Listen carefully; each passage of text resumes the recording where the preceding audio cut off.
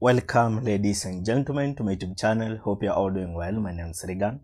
For my returning viewers and also to my new subscribers, I surely appreciate so much for your great support always. So for now, Kenyans, do you remember that day when President William Samoei Ruto came out and abolished these issues of vetting and the issues of ID issuance, whereby this time round, the Standard newspaper has come out to drop a shocking news. And this news concerns the ID scandal. And that's why I've started the video by telling you, if you can remember that day when President William Samoei Ruto came out and abolished all these kind of things relating to vetting. Remember the vetting? It was a kind of procedure yenye ilikuwa inazuia some of the things whereby those foreigners wenye hawastahili kupata the identity cards hawakuwa wanapata. But because William Samoei Ruto came out and abolished the thing, for now the result is this one which the Standard newspaper has come out today and revealed. So I will read this a piece of information which the Standard Gazette came out and revealed, then we proceed. But before we proceed, ladies and gentlemen, for more updates and have not subscribed to YouTube channel, take a second, hit the subscription button, and again, don't forget to like the video. Just a reminder, otherwise, thanks so much for that like, and again for that subscription. So for now, the Standard Gazette has come out to say like this: the arrest of 26 suspects in a fast-growing citizenship for sale racket has added fresh agency to concerns that President Ruto's decision to scrap security vetting for ID applicants in northern Kenya and other border counties has opened a dangerous loophole. Critics who warned the decree would be exploited now feel vindicated as racketers, rogue clerks, and middlemen collude to dish out Kenyan nationality at a fee. Investigators say Northeastern has emerged as one of the biggest beneficiaries of the fraud, with criminal networks exploiting the relaxed rules to slip foreigners through the system and undermine national security. Those are the informations which the Standard Gazette today has come out to give. And that's why I've started the video by telling you, if you can remember that day when William Samoei Ruto came out and scrapped security vetting process. Do you remember? And I want you to listen to something here, whereby at that time, again, George Natembeya came out and complained. And at that time, George Natembeya came out and said that this issue of vetting inasaidia sana. But the decision which William Samoei Ruto made, it was not a good decision. Tuliona many of the people came out and criticized Natembeya, including the Northeastern MPs came out and criticized Natembeya. Reason why? Because they ended up politicizing this issue. So for Natembeya, yeye alikuwa anaongea as a person mwenye ameshawahi kuwa kwa hizi dockets. Ashai kuwa a regional commander. And for now, akiongea hivi ni mtu mwenye ako na experience na ni mtu mwenye ameshawahi shuhudia hizi issues. But because some of the leaders, we are having them inside this government, everything they must politicize. And that's why now we are finding ourselves in this kind of problem, whereby the Standard Gazette has come out to issue these statements concerning the ID scandal. So I want you to listen to George Natembeya at that time, how he came out and talked about this issue. But majority of the leaders inside the government wali come out kupoliticize. Wakasema etio Natembeya hataki wa Somali. Etio Natembeya sijui hataki nadi. But for now, here is the result.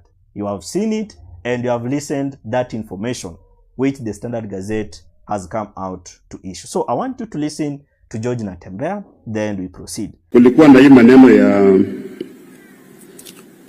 ya kutoa vetting ya vitambulisho. Let me, I'm humbly requesting you, sir, with total humility that instead of removing vetting, we can revisit it and streamline it. Tuhakikishe kwamba wale wazee ambao wanakaa katika hizo kamati wanakuwa vetted vizuri, wanalipwa mshahara, maana walipi mshahara. Hata kama kuna mshahara inachelewa sana, alafu wanaleta ukora kidogo, ili watu wetu wa Kenya wapate vitambulisho. Sababu ya vetting haizuii wa Kenya kupata vitambulisho, inazuia wageni kupata vitambulisho. Your Excellency, where we are, mimi naomba kabisa usaidie hapo, tusirudi huko tena. Hatusemi kwamba Wasomali wasipewe kitambulisho. Hii mambo ya mipaka yote tunasema our local people within Kenya ndiye patikana kupata vitambulisho haraka, ili wageni nao wasipate nini? Vitambulisho.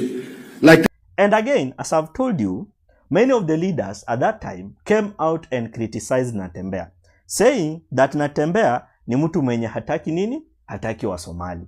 But again, remember, there is a video which I will give you and listen. Natembeya came out at that time and he said that CAT hataki wa Somali, hapana. Lakini kitu yenye anataka ni those foreigners wenye hawayuko eligible kupata our identification card wasikue wanapata. Mali wanasema Natembeya amesema Wasomali wasipewe vitambulisho. Mimi sijasema hivyo. Nimesema Wasomalia wasipewe vitambulisho, ndio? Maana sio wa Kenya. Ni kama Wasebei wa Uganda wasipewe vitambulisho. Ni kama Wateso wa Uganda wasipewe vitambulisho. Ni kama Wabukusu wa Uganda wasipewe vitambulisho. Ni kama Wamasai wa Tanzania wasipewe vitambulisho. Ni kama Wakuria wa Tanzania wasipewe vitambulisho. Ni kama Waborana wa Ethiopia wasipewe nini? Mbona wanakuamilia Wasomali peke yake? Mimi sijasema Wasomali wasipewe vitambulisho. Wasomali wa Kenya wapewe nini? Those were the things which Natembeya was trying to issue.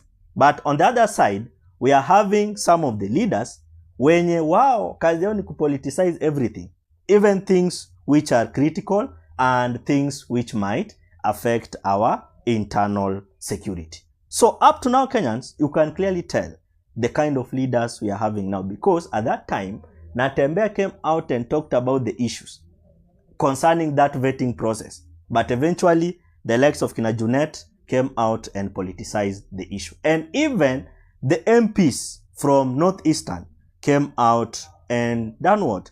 Came out and criticized Natembeya. So I want you to listen to those MPs who came out at that time from Northeastern and criticized Natembeya concerning the vetting for IDs. Then we proceed. All we are asking for is to be governed just like every other Kenyan community and every other region in this country.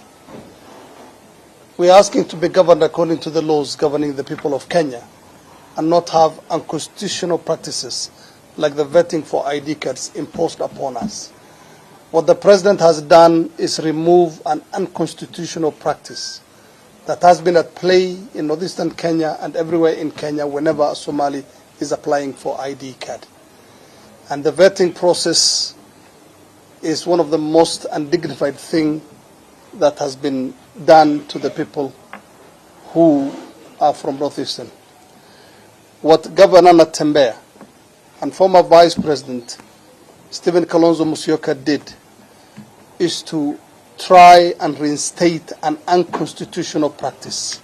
We take exception to their statements calling for the reinstatement of vetting of Kenyan Somalis.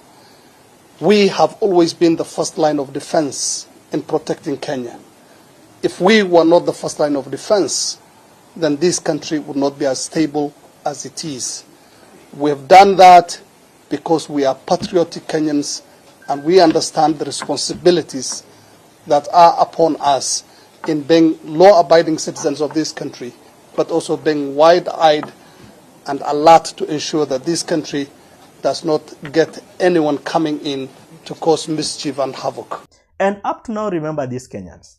As a country, you must understand that this is the way and this is not the way.